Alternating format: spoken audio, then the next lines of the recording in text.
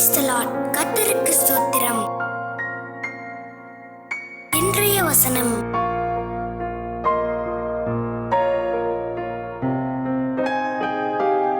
Mark 11:22 முதல் 26 வசனங்கள்.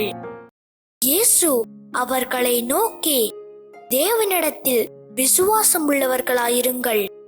எவனாகிலும் இந்த மலையை பார்த்து, நீ பெயர்ந்து சமுத்திரத்திலே தள்ளுண்டு போ என்று சொல்லி தான் சொன்னபடியே நடக்கும் என்று தன் இருதயத்தில் சந்தேகப்படாமல் விசுவாசித்தால் அவன் சொன்னபடியே ஆகும் என்று மெய்யாகவே உங்களுக்கு சொல்லுகிறேன். ஆதலால் நீங்கள் ஜெபம் பண்ணும் போது எவைகளை கேட்டுக்கொள்வீர்களோ அவைகளை பெற்றுக்கொள்வோம் என்று விசுவாசியுங்கள். அப்பொழுது அவைகள் உங்களுக்கு உண்டாகும் என்று சொல்லுகிறேன். நீங்கள் நின்று ஜெபம் பண்ணும் போது ஒருவன் பேரில் உங்களுக்கு யாதொரு குறை உண்டாயிருக்குமானால், பரலோகத்தில் இருக்கிற உங்கள் பிதா உங்கள் தப்பிதங்களை உங்களுக்கு மன்னிக்கும்படி அந்த குறையை அவனுக்கு மன்னியுங்கள்.